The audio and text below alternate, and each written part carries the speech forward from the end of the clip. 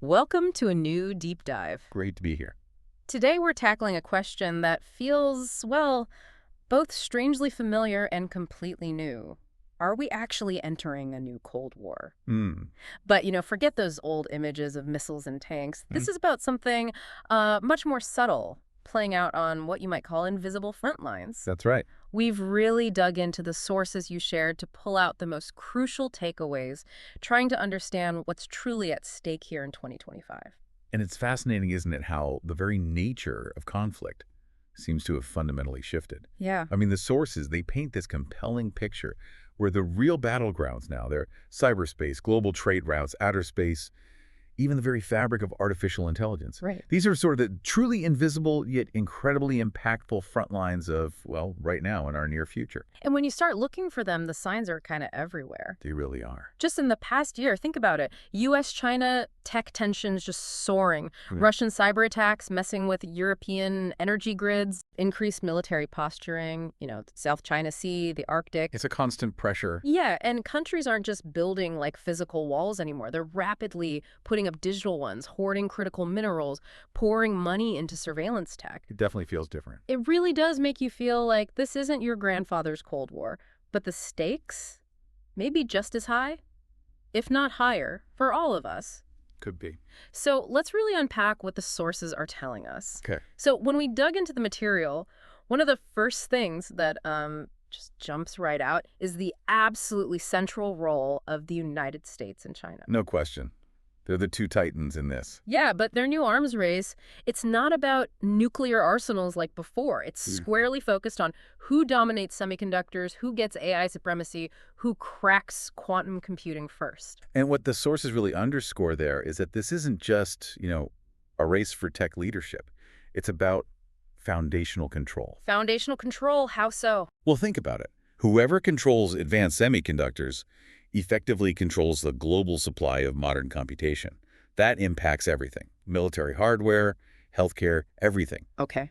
AI supremacy isn't just faster algorithms.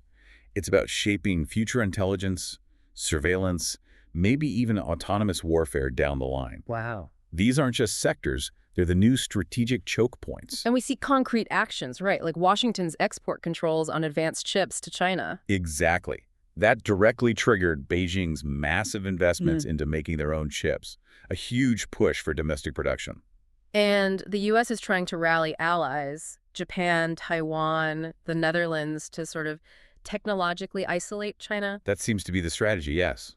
Building that tech containment wall. But China's not just sitting there. Not at all. They're leveraging things like the Belt and Road partnerships, doubling down on cyber intelligence operations. We hear about the TikTok bans, the data laws. Right, but the sources show those are just kind of the visible tip of a much larger and, frankly, more intricate digital iceberg in this whole battle. So for you listening right now, this tech competition isn't some abstract thing happening far away. No, it directly shapes the digital tools, the infrastructure you interact with every single day. Your phone, your apps, the networks. That's a powerful takeaway, how tech shapes daily life. But speaking of things maybe less visible, but just as impactful, Russia. Oh, yes. The sources reveal that while the spotlight's often on the U.S. and China, Russia is, well, far from a minor character. Definitely not. They're described as very much a shadow player. Exploiting the chaos. That's the key insight, yeah. Exploiting the chaos to their advantage. A key part of their strategy seems to be constantly testing NATO's cyber resilience. How? Through sophisticated ransomware, aggressive influence campaigns. NATO's Cyber Defense Center actually reported, a 70% increase in hybrid threats since 2023. 70%. Wow. And hybrid threats, that's like a mix of things. Exactly. It's a blend. Cyber attacks, disinformation, economic pressure, all designed to destabilize without traditional warfare. So the goal is disruption without firing a bullet. Precisely. Using fake news, election interference. Sounds unsettling. Deep fake-driven psychological warfare. That is truly unsettling. Deep fakes. Our sources really emphasize that, don't they? They do. What makes these invisible attacks so hard to counter? And, what do the sources suggest about how individuals, how you can even start to protect your own information landscape? That's the million-dollar question, isn't it? It requires constant vigilance, media literacy, stuff. Yeah. What really struck me next in the sources after tech and Russia was space. The final frontier becoming a front line. Exactly. It's not just about rockets anymore, is it? What did the material reveal about this new high ground? Well, it certainly feels like space, once, purely scientific exploration, has quietly transformed into the ultimate strategic territory. Okay. The sources highlight that by 2025, the US, China, and Russia all possess what they call dual-use satellites, Dual use, meaning meaning they can do both surveillance and offensive actions. Sabotage? sabotage from space. Like, Yeah. Things like jamming signals, disabling other satellites, capabilities that could cripple military and civilian infrastructure in seconds. that's sobering. It almost makes you look at the night sky differently. Doesn't it? From wonder to, well, worrying about jamming signals, the sources really hammer home that strategic pivot. And it goes beyond satellites, right? Even the moon. Yeah, even lunar dominance is becoming highly politicized. You've got the US-led Artemis Accords on one side and the China-Russia moon base project on the other. It's becoming another arena for competition. So again, bringing it back to the listener, what's the ripple effect? Well, the sources make it clear this isn't just sci-fi. Right. The potential disruption to services you rely on, GPS for navigation, weather forecasting, it's very real. It shows how deeply these invisible front lines are now woven into our daily lives. Okay, so we have tech, we have Russia's shadow plays, we have space. Hmm. But this new Cold War is also profoundly economic. Absolutely. It's maybe less about who has the biggest army and more about who controls the crucial resources and who defines the global financial rules. And the sources point to, A key insight is China's huge dominance in rare earth minerals which are vital for. basically all modern tech. Phones, EVs, wind turbines, military gear.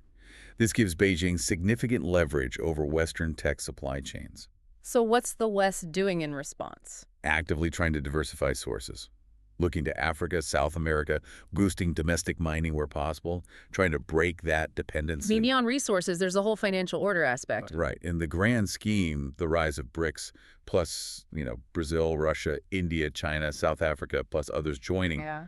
that's presented a direct challenge to the U.S.-led financial system. They're actively pushing for maybe a new reserve currency. Meaning the petrodollar faces real competition. For the first time in decades, yes.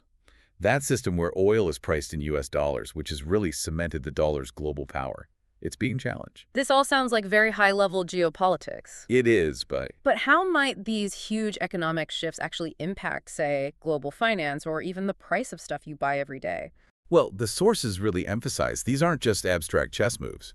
Shifts in currency dominance, supply chain disruptions for critical materials that can absolutely ripple down to consumer prices and overall economic stability. Okay, so given everything we've discussed, the tech race, Russia, space, the economic shifts, how do the sources frame the dangers we face now? Well, they contrast it with the original Cold War. How so? That era had rigid blocks, clear red lines.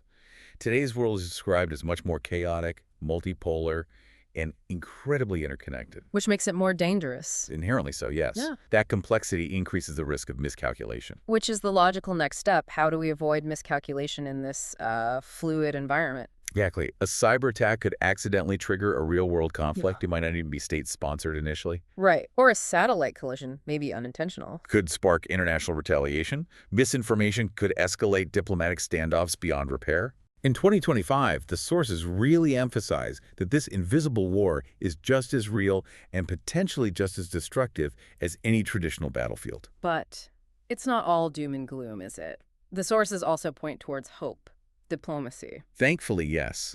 They do highlight tangible avenues for hope through diplomacy and cooperation. Like what? Things like multilateral efforts, the Global Digital Compact, attempts at AI governance frameworks, crucial back-channel diplomacy. These are active efforts trying to create some much-needed rules for this complex new era. Because if the original Cold War taught us one thing, It's that dialogue, however limited, however challenging it might be, is absolutely essential. You have to keep talking. from what you saw in the sources, what gives you the most optimism? Which efforts seem most promising for building bridges in this, increasingly fragmented world? That's a tough one. Perhaps the growing awareness itself.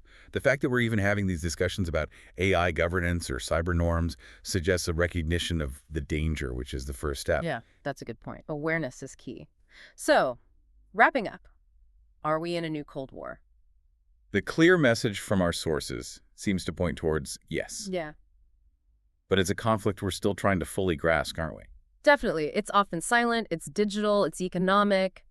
It even touches on environmental concerns, resource competition. And when you look at that larger context, the front lines of this new era, they're genuinely everywhere, Right. They might be in your pocket affecting your local power grid. or even residing in your date cloud. Exactly. This deep dive has really shown us, I think, that understanding these invisible front lines is just crucial for navigating 2025 and beyond. Absolutely critical. So maybe the final thought for you, the listener, is Yeah.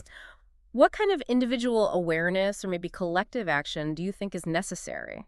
How do we navigate a world where conflicts are increasingly fought without firing a single shot? Something to mull over as you go about your day.